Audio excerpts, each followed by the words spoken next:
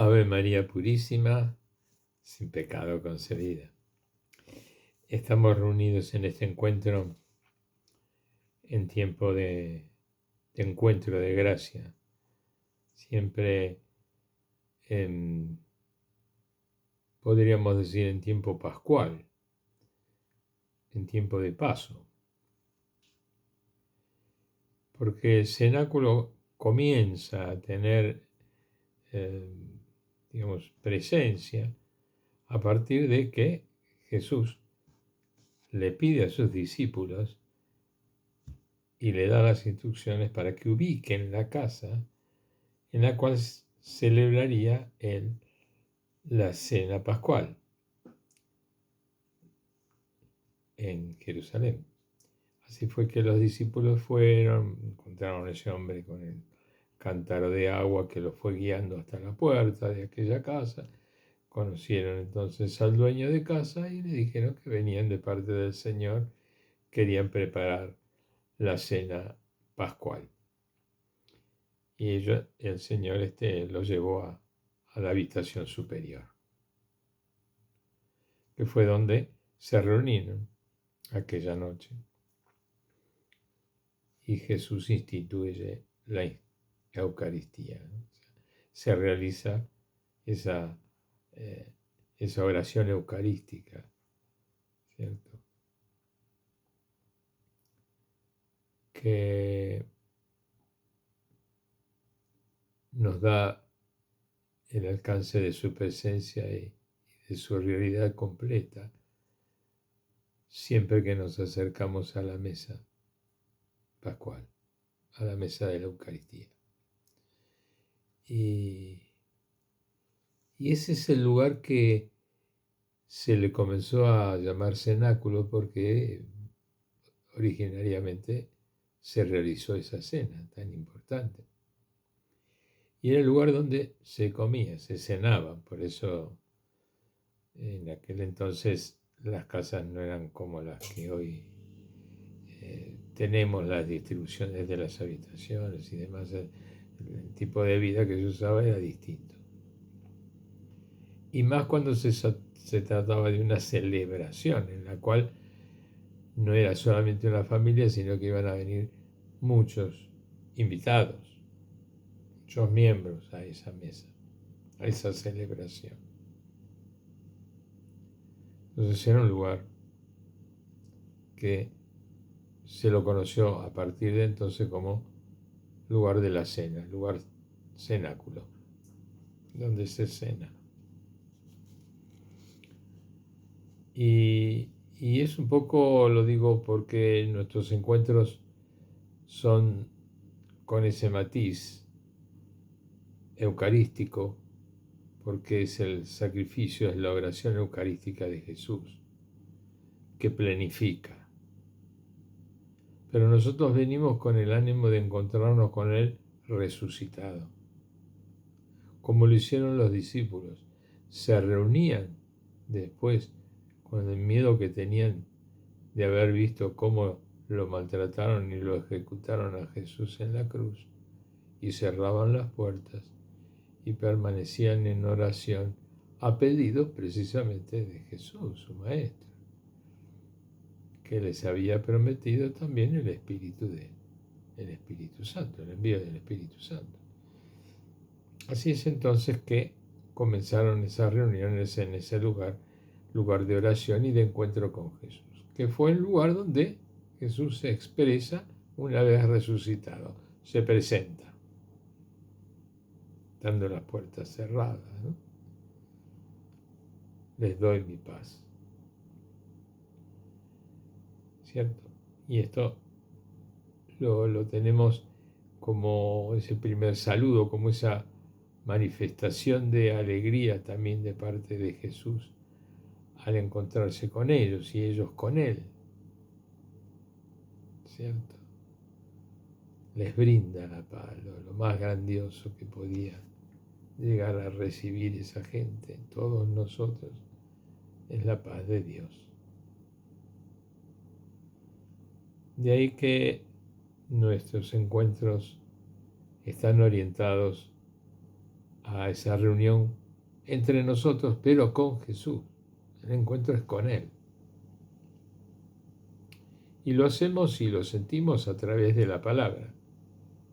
Leemos la palabra y a través de esa presencia con Él, de su palabra,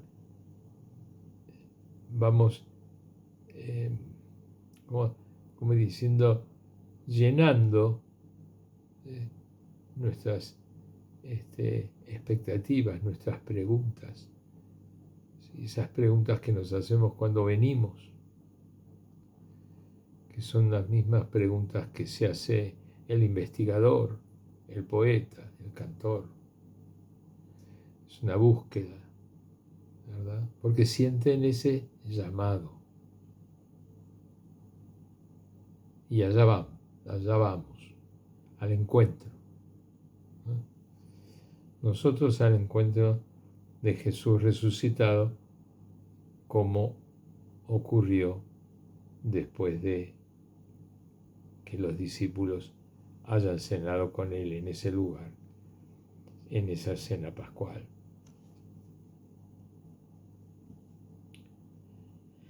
Entonces, en este lugar, en este ambiente, en esta presencia con Él a través de la palabra, pedimos al Señor que nos conceda su Espíritu para poder entonces compartir entre todos nosotros esa presencia en nuestro corazón.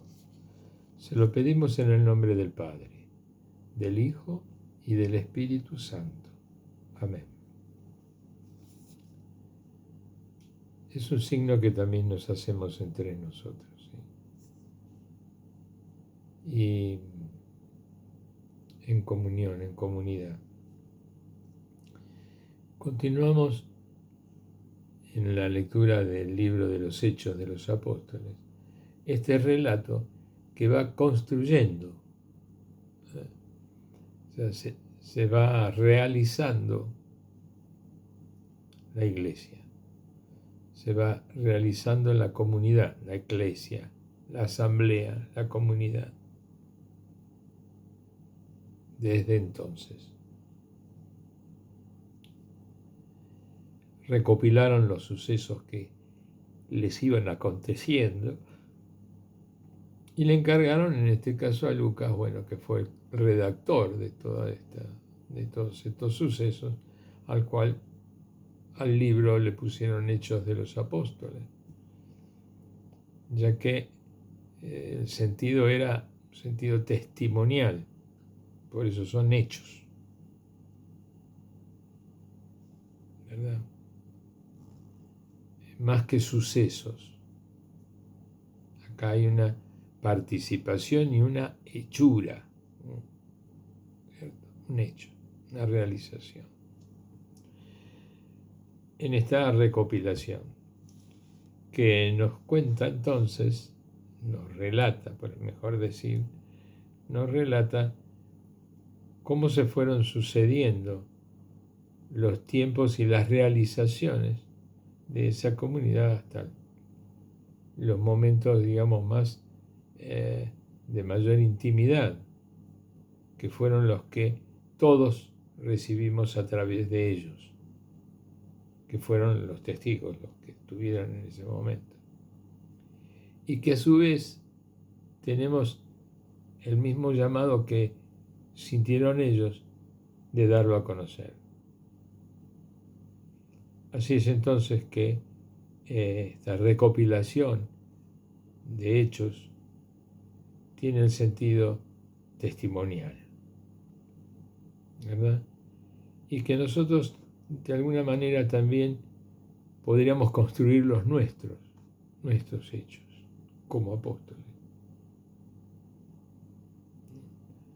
De hecho, lo realizamos todos los días, ¿no? O sea, nuestros hechos son hechos apostólicos, hechos de los discípulos, de los bautizados, de los hijos de Dios. Lo que damos es ese testimonio de lo que somos, de una manera o de otra, ¿no es cierto?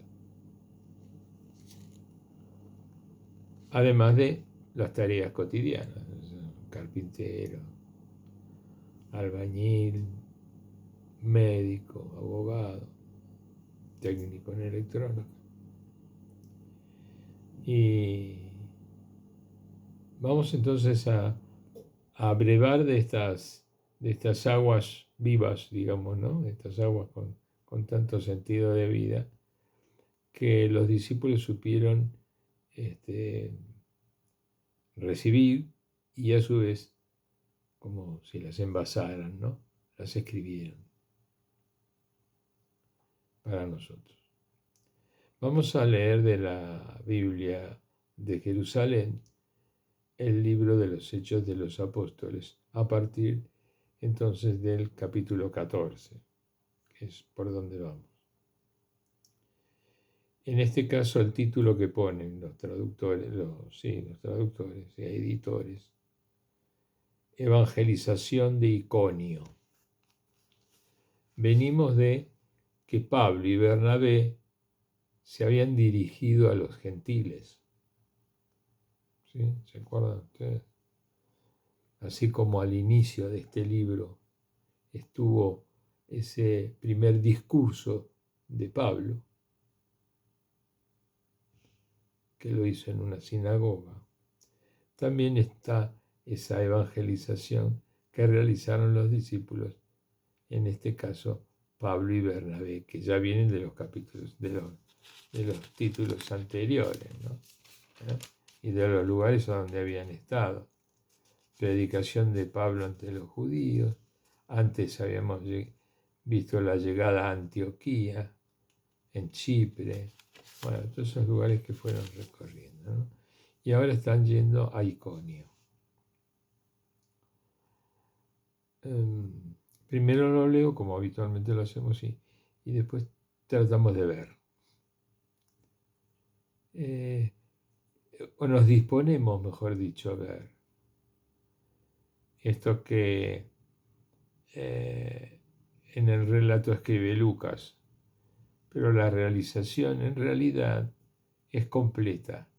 Esa realización no la inventa Lucas, no la crea en su imaginación, sino que es un testimonio de sus protagonistas para que sea puesto en este libro, como tantas otras cosas que tuvieron que haber decidido de ponerlas o no ponerlas, y bueno, en este caso llegaron a ese acuerdo de que eran importantes o que eran relevantes o que eran también un escalón más en la escalera. En este caso también tiene un sentido, digamos, geográfico, porque van tocando distintas localidades y entonces en este relato Lucas va siguiendo esos pasos, ¿no? Y va citando lo que hacen en esos lugares. En este caso vamos a la evangelización de Iconio. Recuerden que evangelizar es dar a conocer la buena noticia, el evangelio, que es Jesús, la buena noticia. Y evangelizar es realizar ese acto, que no solamente se hace hablando, sino dando testimonio, siendo ellos también parte de esa realización, integrando esa realidad. Por eso se dice evangelización. Es una acción que se realiza de la buena noticia, de dar a conocer la buena noticia. Bueno, que es una buena noticia que nosotros no podemos inventar, ni yo ni nadie de nosotros, ni de ninguno que se le pueda llegar a ocurrir. El Evangelio es la vida de Jesús, es la buena noticia.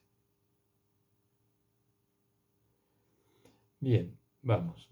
Lo leo primero y después lo vemos. En Iconio entraron del mismo modo en la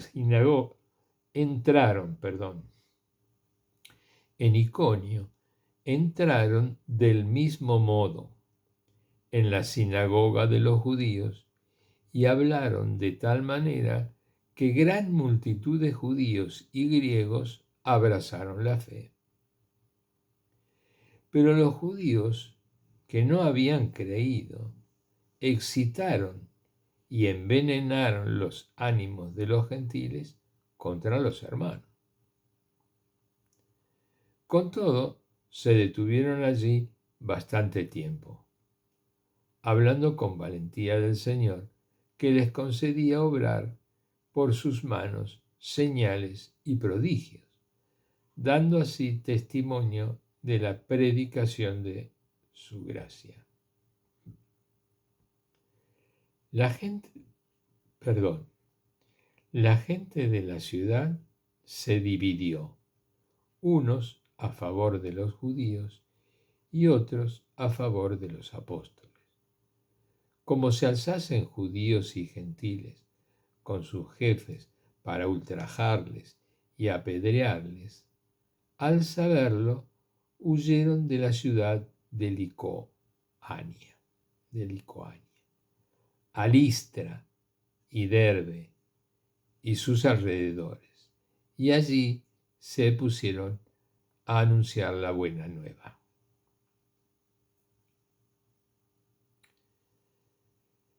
Vamos a ver. Como lo hicimos también en relatos anteriores, aquí Lucas indica nuevamente, ¿no? Indica el lugar, indica de qué forma. En Iconio. ¿Dónde? En Iconio. ¿Qué hicieron? Entraron como del mismo modo. Así dice. En Iconio entraron del mismo modo en la sinagoga de los judíos y hablaron de tal manera que gran multitud de judíos y griegos abrazaron la fe.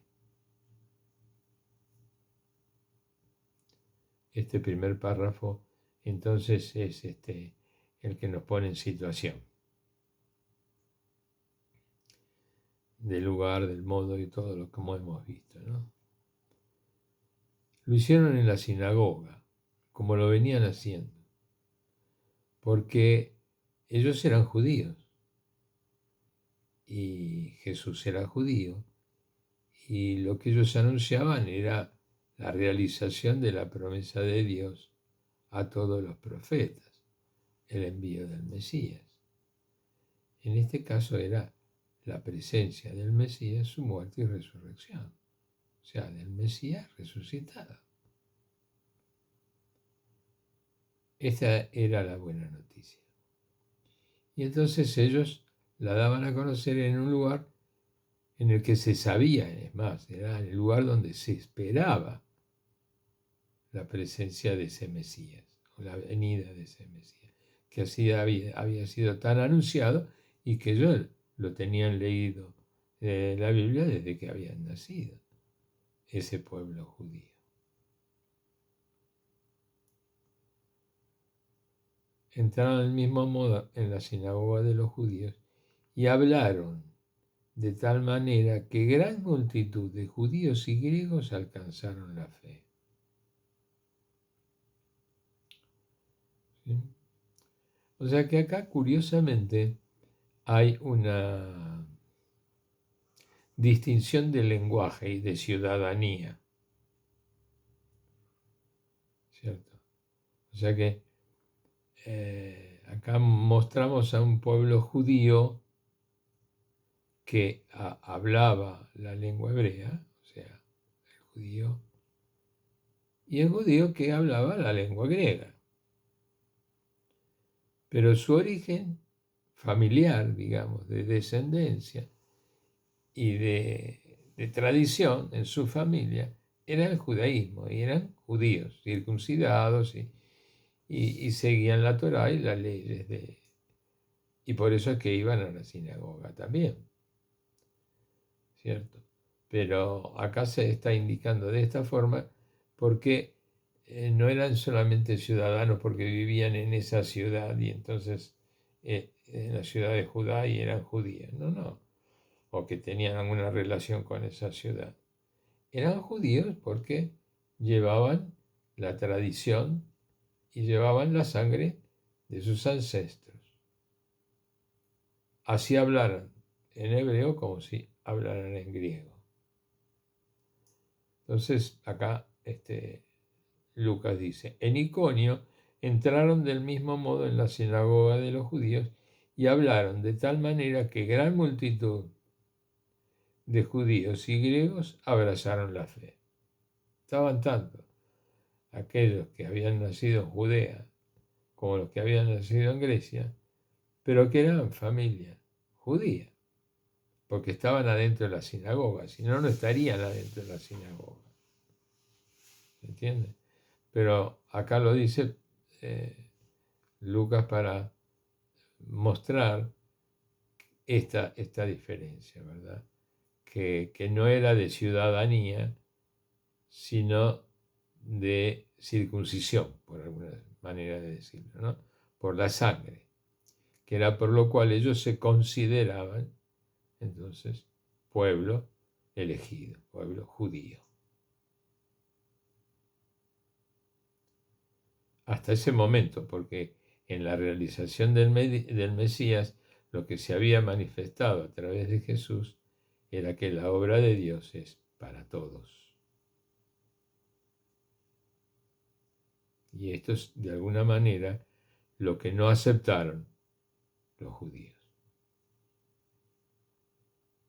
Porque ellos tenían un pacto con Dios y no pertenecían al resto.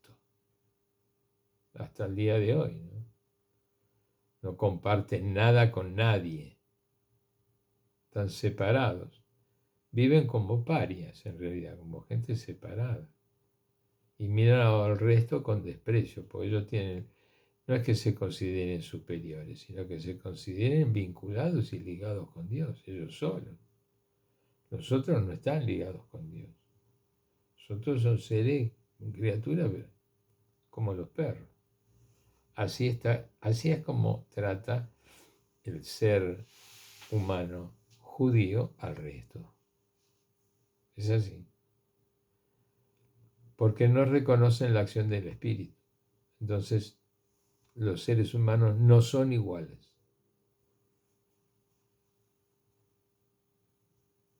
Porque no reconocen la acción del Espíritu. Bueno, sí reconocen la ley, sí reconocen la sangre. Eso sí. Entonces, en base a eso, y a su tradición, y a la realización de su tradición, está todo. El resto queda afuera. Y así es como también lo sacaron afuera a Pablo y a Bernabé, porque hablaban de una noticia que era para todos y que el amor de Dios le llegaba a todos. Y mostraban la fuerza del Espíritu y de cómo actuaba ese Espíritu en todos. Bueno, continuamos. Pero acá dice que de tal manera que gran multitud de judíos y griegos abrazaron la fe. Es decir, acá dice abrazaron la fe. ¿Por qué? Antes no era que tenían fe, no tenían fe. Ellos estaban abrazados a la ley, al compromiso, al pan y al vino, a los mangos, a la sangre. No era la fe. Porque en la fe se necesita el Espíritu. Y ellos no lo reconocen. Porque si lo reconocieran seríamos todos hijos de Dios. Para ellos no. Bueno, insisto mucho en esto para que vean la diferencia de pensamiento, que a veces es un poco difícil creer a esta altura que haya gente que todavía siga pensando de esa forma. Pero claro, ustedes van a ver, sus conductas son separatistas, completamente. No es que sean soberbios ni nada, tienen metido en la cabeza que ellos tienen ese pacto con Dios y solamente ellos y el resto no tiene pacto. No tienen Dios, nadie tiene relación con Dios sino ellos.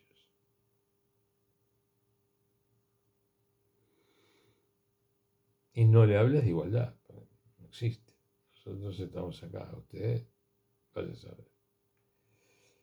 Bueno, abrazaron la fe. Quiere decir que ahí sí manifestaron la acción del Espíritu Santo en ellos, abrazaron la fe, manifestaron esa fuerza en el Espíritu, el reconocimiento de la fuerza en el Espíritu, que solamente en la fe, o con la fe o con un acto de fe podés reconocer, podés tener un signo de fe con el Espíritu. Bueno, pero los judíos continuó, que no habían creído, excitaron y envenenaron los ánimos de los gentiles contra los hermanos.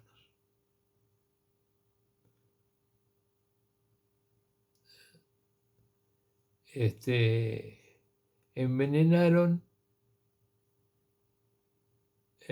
los ánimos de los gentiles contra los hermanos. Acá no puso judíos, puso hermanos. O sea, en la sangre, ¿no? Es decir, porque no había manera de cómo explicar que dentro de una sinagoga había diferencias de pensamiento, discrepancias de quienes creían en el Espíritu y quienes lo rechazaban. Entonces los judíos que no habían creído, excitaron y envenenaron los ánimos de los gentiles.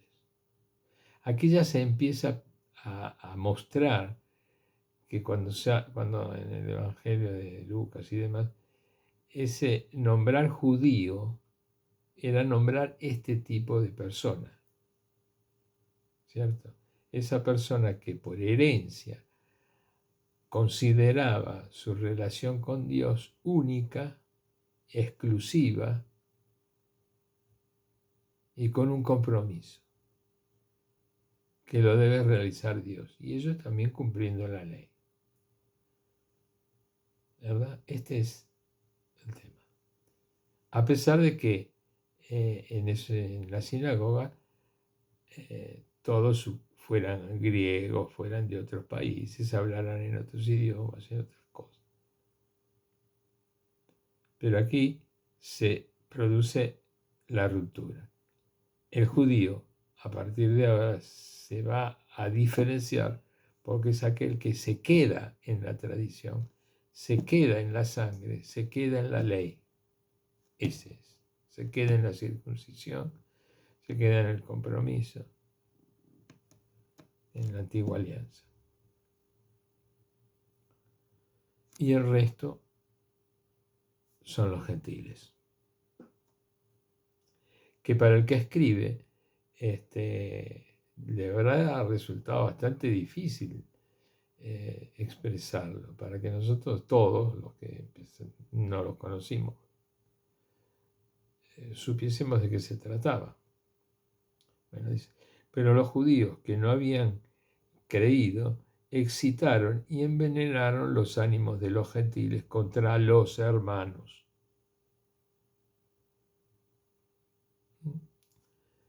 Bien, con todo se detuvieron allí bastante tiempo.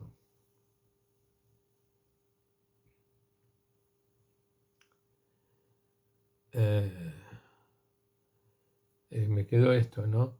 Acá la palabra hermanos era como para no poner judíos. ¿Ves? Pero la idea corresponde a que se aplique con lo dicho anterior. Dice, pero los judíos que no habían creído, excitaron y envenenaron los ánimos de los gentiles contra los hermanos, que eran los judíos. ¿Se entendió? Ya acá, entonces, estamos viendo en las conductas las diferencias, incluso cómo se nombraban, cómo se identificaban los grupos sociales. Con todo, se detuvieron allí bastante tiempo. Hablamos de Pablo y Bernabé. Hablando con valentía del Señor, que les concedía obrar por sus manos señales y prodigios. dando así testimonio de la predicación de su gracia de su vida. Esto es interesante como lo muestra Lucas, hablando con valentía del Señor que les concedía obrar por sus manos señales y prodigios, que le concedía obrar por sus manos, ¿entiendes? Ellos obraban por la gracia de Dios. Concedía obrar por sus manos señales y prodigios, dando así testimonio de la predicación de su gracia. O sea, que era la gracia de Dios la que hacía el milagro. Esto lo viene a decir Lucas. Ya después lo vamos a ver más adelante. ¿Sí? La gente de la ciudad se dividió, unos a favor de los judíos y otros a favor de los apóstoles. Como se alzasen judíos y gentiles con sus jefes para ultrajarles y apedrearles, al saberlo huyeron de la ciudad de Licoania, a Listra y Derbe y sus alrededores, y allí se pusieron a evangelizar, a anunciar la buena nueva. Vamos ahora a un próximo título. Este próximo título dice: curación de un tullido. Esto que leímos anteriormente es una preparación que es buenísima. Vamos a ver si tenemos tiempo para volver. Es el digamos, de lo que va a suceder ahora, ¿cierto? O sea, el anuncio nos da las bases para lo que viene ahora, que es la curación de un tullido, que es el título de la Biblia de Jerusalén. Primero la lea completa. Dice: había allí sentado un hombre tullido de pies, cojo de nacimiento y que nunca había andado. Escuchaba a Pablo que hablaba. Pablo fijó en él su mirada y viendo que tenía fe para ser curado, le dijo con fuerte voz: ponte derecho sobre tus pies. Y él dio un salto y se puso a caminar. ¿Ven cómo lo anterior? La gente, al ver lo que Pablo había hecho, empezó a gritar en licoanio: los dioses han bajado hasta nosotros en figura de hombres. A Bernabé le llamaban Zeus y a Pablo Hermes, porque eran quienes dirigían la palabra.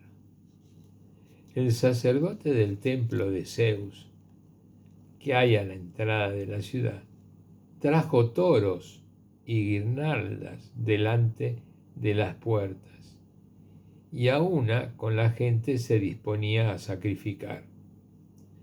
Al oírlo, los apóstoles Bernabé y Pablo rasgaron sus vestidos y se lanzaron en medio de la gente gritando: amigos, ¿por qué hacéis esto? Nosotros somos también hombres, de igual condición que vosotros, que os predicamos que abandonéis estas cosas vanas y os volváis a Dios vivo, que hizo el cielo y la tierra, el mar y cuanto en ellos hay, y que en las generaciones pasadas permitió que todas las naciones siguieran sus propios caminos, si bien no dejó de dar testimonio de sí mismo, derramando bienes, enviándoos desde el cielo lluvias y estaciones fructíferas, llenando vuestros corazones de sustento y alegría. Con estas palabras pudieron impedir a duras penas que la gente les ofreciera un sacrificio.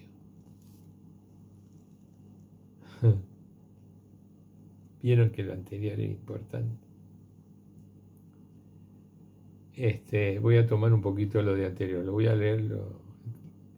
Decía: Con todo se detuvieron allí, porque los estaban apedreando y qué sé yo, hablando con mucha valentía del Señor, que les concedía obrar por sus manos señales y prodigios, dando así testimonio de la predicación de su gracia.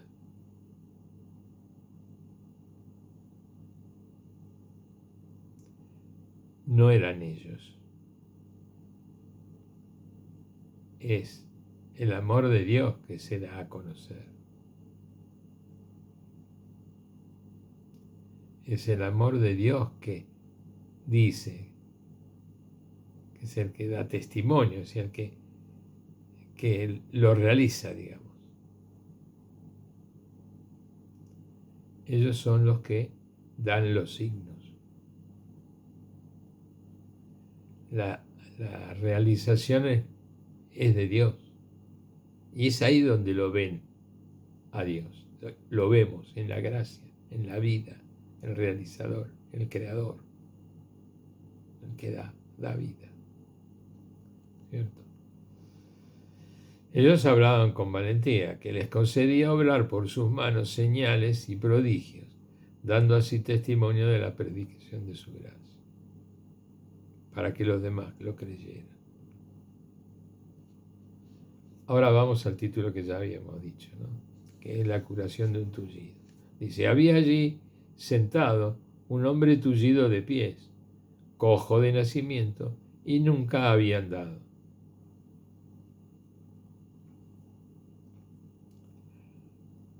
Datos para nosotros, que no estamos, que no hemos estado y no lo hemos conocido, pero nos da el detalle de cuáles eran las condiciones que todo el mundo sabía que este hombre tenía, porque era contemporáneo y estaba todos los días con ellos. Este escuchaba a Pablo que hablaba. Pablo fijó en él su mirada y viendo que tenía fe para ser curado,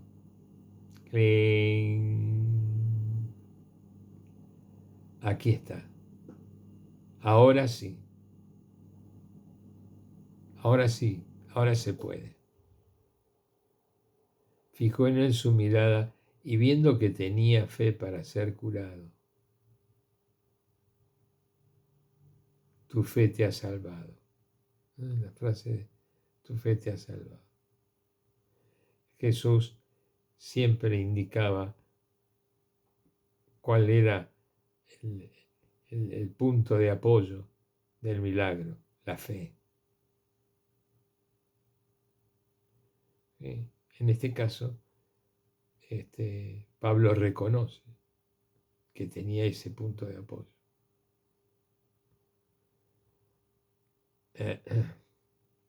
Fijó en él su mirada y viendo que tenía fe para ser curado, le dijo en fuerte voz, ponte derecho sobre tus pies. Y él dio un salto y se puso a caminar. La gente, al ver lo que Pablo había hecho, empezó a gritar en licaonio, en la lengua de Liconio, ¿no? En ese lenguaje de ellos, ¿no? A gritar en ese lenguaje. Los dioses han bajado hasta nosotros en figura de hombres. Fíjense lo que gritaban. Los dioses han bajado en figura de hombres.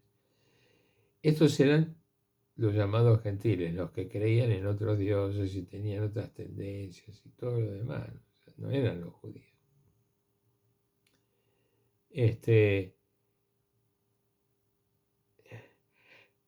Al ver que Pablo empezaron a gritar, los dioses han bajado hasta nosotros en figura de hombres. En lugar de ser figura de madera, vaya a saber en aquel entonces con qué hacían la figura. A Bernabé le llamaban Zeus y a Pablo Hermes, que son nombres de, digamos, más bien griegos, ¿no? De esa tendencia que tenían los griegos de ponerle nombre a todos los dioses según para cada cosa, Dios para el rayo, para la lluvia, para el buen tiempo, para el aire. Tenían un dios para cada uno, le ponían un nombre. Entonces, pensaban que eran figuras de ellos, de esos dioses, que habían bajado del cielo. Entonces, Zeus bajó, el otro bajó. Lo llamaban a Pablo y a Bernabé con los nombres que habitualmente le daban a sus dioses. A ese dios del, digamos, en este caso al dios de la salud, o vaya a saber, ¿no? La gente, al ver lo que Pablo había hecho, empezó a gritar en Licaonio: los dioses han bajado hasta nosotros en figura de hombre. A Bernabé le llamaban Zeus y a Pablo Hermes, porque era quien dirigía la palabra. Tendría un significado en griego, ¿no? El tema de Hermes. No sé la palabra, tendría que buscar acá abajo. Pero dice Hermes, Mercurio entre los latinos, era el portavoz de los dioses. Hermes, ¿ves? El portador de los dioses. Portavoz. Ellos tenían le ponían el nombre a cada uno. En este caso, el portavoz era Hermes.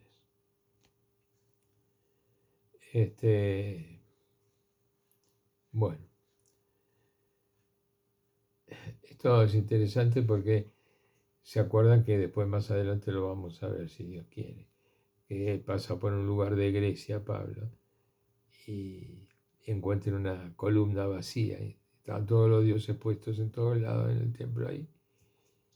Y entonces él le dice que él venía a mostrarles a ese Dios que ellos no tenían, ¿no? Todavía no lo habían puesto. Lo habían puesto por si acaso, por si llegaban. Bueno, pues eso lo vamos a ver más adelante. Pero era esta tendencia, ¿no? De ponerle nombre a dioses según las fuerzas, ¿no? Las fuerzas de la naturaleza, de la lluvia, del rayo, bueno, todo eso. La gente, al ver lo que Pablo había hecho, empezó a gritar en Licaonio: los dioses han bajado hasta nosotros en forma de hombres. A Bernabé le llamaban Zeus y a Pablo Hermes, porque eran quien dirigía la palabra. El sacerdote del templo de Zeus, que hay a la entrada de la ciudad, trajo toros y guirnaldas delante de las puertas, y a una con la gente se ponían a sacrificar. Como una alabanza, como una entrega, una adoración, sacrificio. Al oírlo, los apóstoles Bernabé y Pablo rasgaron sus vestiduras. Rasgar las vestiduras es un signo de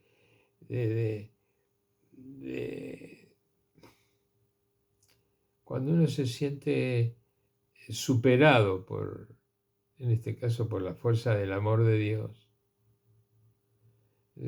muestra que lo suyo se terminó ahí. A partir de ahora, esto solo lo explica Dios. Rasgó las vestiduras. Yo no soy capaz. Ya no, como que las vestiduras a la persona, además de cubrirlas y de protegerlas, era un signo de contenido, ¿cierto? El romperlas era decir: llegué hasta acá, esto ya me superó. Rasgaron sus vestidos y se lanzaron en medio de la gente, gritando. Bueno, eso de rasgar las vestiduras era una expresión para que todo el mundo lo viera. Nadie cualquiera iba a romper sus vestidos porque sí, pero para una expresión de límite. Y se lanzaron en medio de la gente gritando: amigos, ¿por qué os hacéis esto? ¿Por qué hacéis esto? Nosotros somos también hombres, de igual condición que vosotros, que os predicamos que abandonéis estas cosas vanas y os volváis a Dios vivo, que hizo el cielo y la tierra, el mar y cuanto hay, y cuanto en ellos hay, y que en las generaciones pasadas permitió que todas las naciones siguieran sus propios caminos.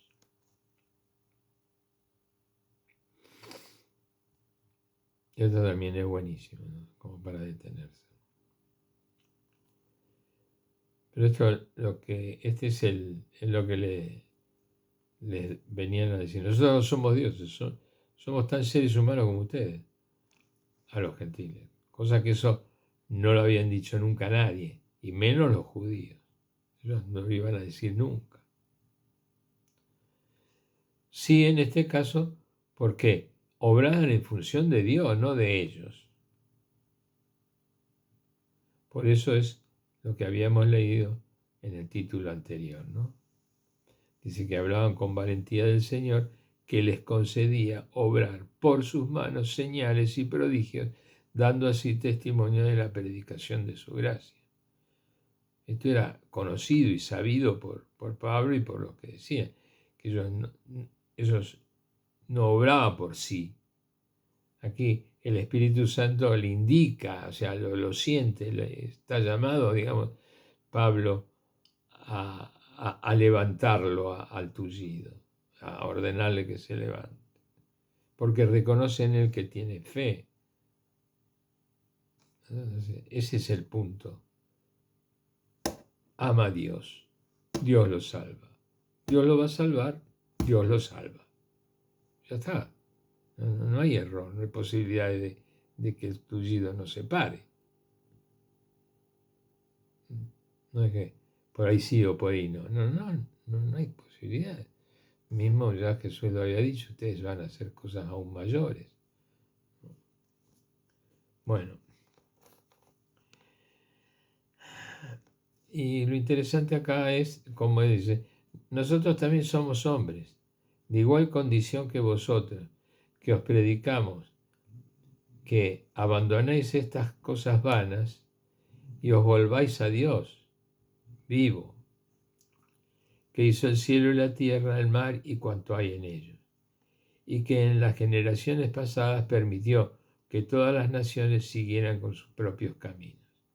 Dios vivo, propios caminos.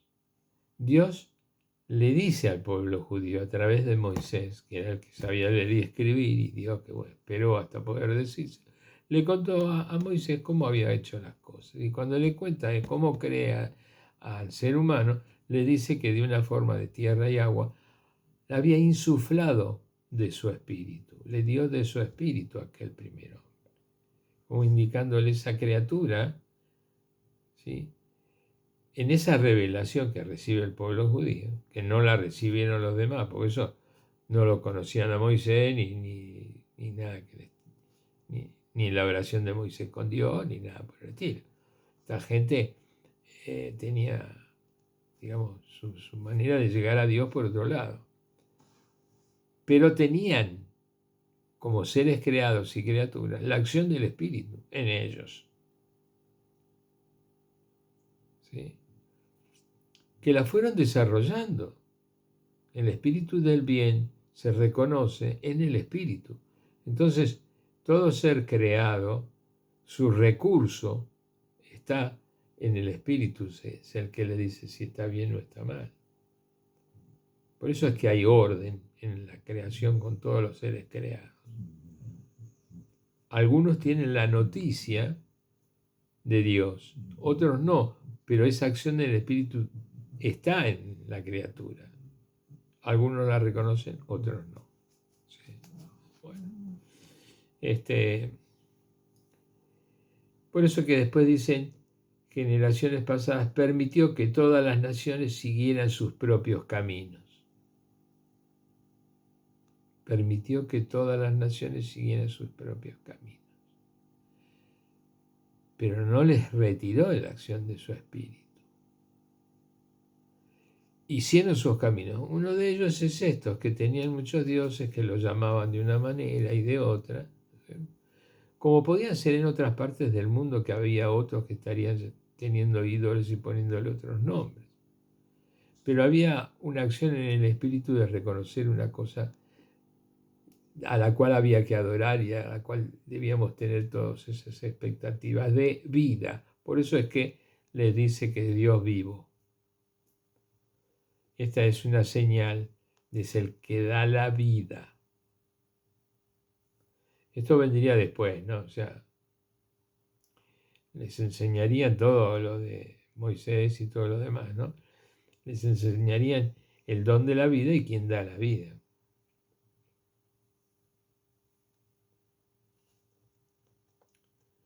Y que en las generaciones pasadas permitió que todas las naciones siguieran sus propios caminos.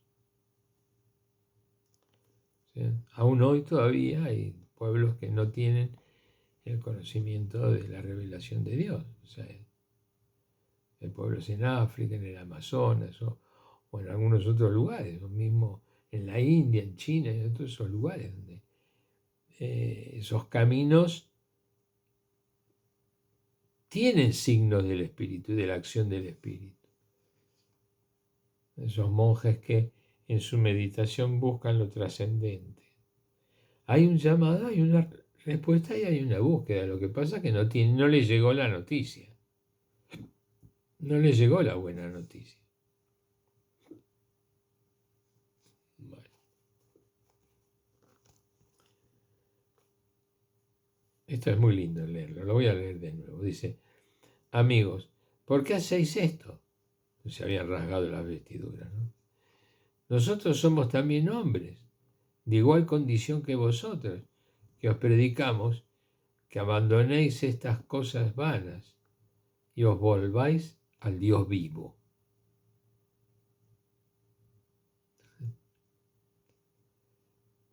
Eterno. Acá es vivo, pero eterno. Que hizo el cielo y la tierra, el mar y cuanto en ellos hay. Y que en las generaciones pasadas permitió que todas las naciones siguieran sus propios caminos. Esto el pueblo judío no lo hubiera hecho jamás. No anunciaron el vínculo del amor de Dios con el ser humano. Podían haberlo hecho porque Dios se manifestó y hizo una alianza con ellos. Pero ellos se la quedaron. Era solo con ellos. El resto no. Bueno, y que en las generaciones pasadas permitió que todas las naciones siguieran sus propios caminos. Si bien no dejó de dar testimonio de sí mismo, Dios, derramando bienes, enviándoos desde el cielo lluvias y estaciones fructíferas, llenando vuestros corazones de sustento y de alegría, como hasta el día de hoy a todo el ser creado, a todo ser humano, todo. ¿Ves? Esto es lo que completa diciendo Pablo. O sea que toda esa creación es para todos. Si bien no dejó de dar testimonio de sí mismo, no dejó de ser el creador, la creación no fue abandonada. Testimonio derramando bienes, enviando desde el cielo lluvias, estaciones fructíferas, llenando vuestros corazones de sustento y de alegría. O sea, no hizo diferencia. Con estas palabras pudieron impedir a duras penas que la gente les ofreciera un sacrificio. O sea, a duras penas. De alguna manera sí, comenzaron a darse cuenta, pero es progresivo. Y eso es como el niño que nace y comienza a tener un alimento muy precario, muy sencillo, pero muy sustancioso, que es el primer alimento, que es muy sustancioso, pero que después va a ir modificándose, porque va a ir modificando su cuerpo y va a ir evolucionando y va a ir teniendo un nuevo cuerpo con un nuevo alimento. Un alimento más fuerte, con otras características. Con estas palabras pudieron impedir, a duras penas, que la gente les ofreciera un sacrificio. Claro, porque ellos seguían pensando que el milagro lo habían hecho ellos. ¿Ves? Era obvio que pensaran de esta manera, porque toda su cultura estaba en eso. Por eso es que era necesario que lo dijeran, era necesario que se lo mostraran, era necesario que también los otros lo absorbieran como entendido, que lo asimilaran, que lo comprendieran. Era una novedad, un cambio impresionante para toda esa gente. Para todos en realidad, ¿no? O sea, cosa que los judíos no lo aceptaban. Pero fíjense que era lo que rechazaba, es muchísimo lo que rechaza. Todos estos beneficios de relación con Dios y de reconocimiento de Dios en el Espíritu, y del amor entre todos, y del compartir ese amor de Dios entre todos. O sea que acá se abre un espacio espiritual muy grande, incluso para esta gente que solamente de alguna manera tenía limitados sus sentidos al nombre de determinadas dioses con figuras de la luz, de la lluvia, del trueno, de todo. A llegar a ver al Creador, al que te dio la vida, al que además de dar la vida la sigue dando y la da permanentemente a todos, y no le falta a ninguno, y que cada uno hace su camino como es.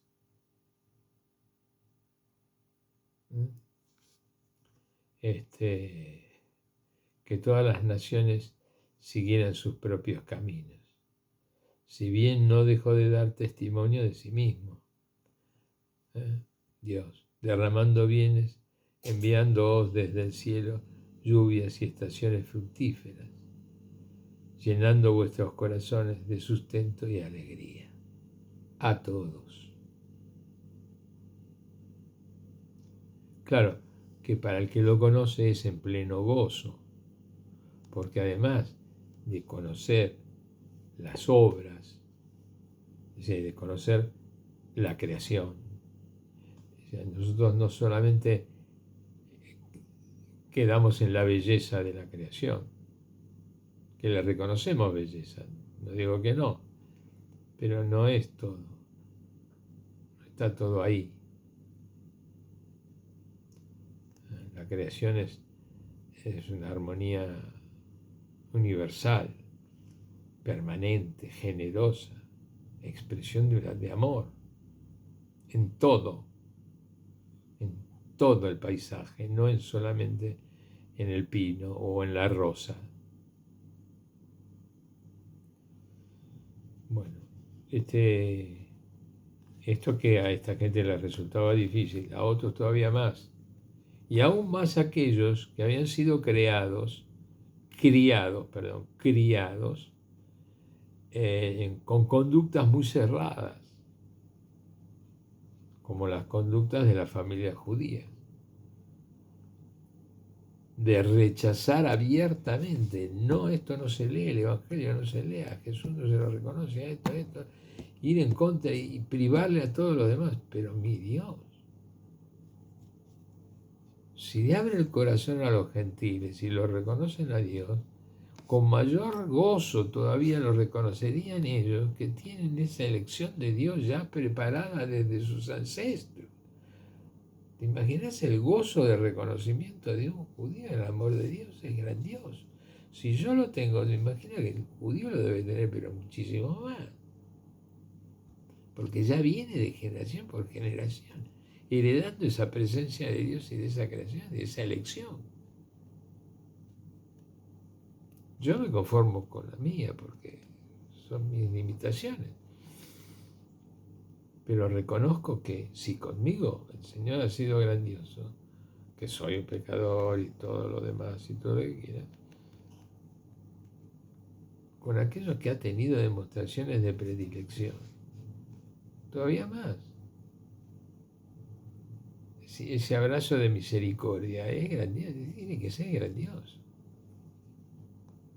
Cuando yo pienso en ese Jesús misericordioso que nos invita a estrecharnos en los brazos del Padre como hizo Él en la cruz.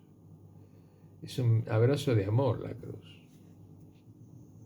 Llegar a todo se ha cumplido, hice todo lo que me pediste.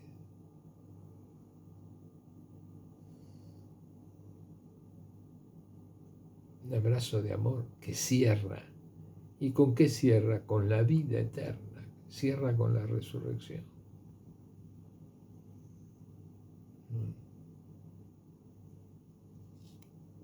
Y nosotros lo podemos y lo hemos recibido eso, que es lo que damos a conocer. Esto es buenísimo para que lo sepan todos. Bueno, hemos aprendido algunas cosas, a ver algunas cosas, porque también a mí me sucede muchas veces que cuando leo algún texto, lo que les cuento no es que yo ya lo tenía sabido, sino que lo veo en el momento y lo comparto con ustedes. O sea, que es a lo que hemos venido. Hemos venido a ver, hemos venido a disfrutar de esa palabra de Dios, con el corazón abierto al conocimiento de Él, que se instale, que nos muestre su amor y que mis egoísmos no me impidan, no me pongan trabas para que no vea verdaderamente lo que Dios me quiere mostrar. Que avance sobre mis sentimientos, Señor. Siempre tengo esa... Bueno, yo soy carmelita, ¿no? Ustedes ya lo saben. Carmelita descalzo seglar. Y nuestro carisma es la oración. Y Teresa de Jesús hablaba y decía que la oración es un trato de amistad con aquel que nos quiere mucho.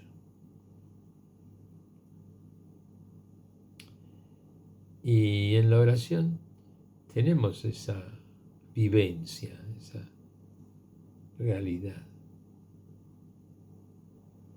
de ese trato. Es grandioso. Dios nos ha regalado la vida y con ella su presencia, su modo de reconocerlo, su modo de estar con Él, todo lo que recibimos. Bueno, yo doy gracias a esta oportunidad que todos nos dan y nos brindan de compartir. Por eso es que en el cenáculo todos venimos con esta misma inquietud, llamados a encontrarnos con Él. Y a ver, y en ese ver esa gratitud, ¿no? Esa alabanza.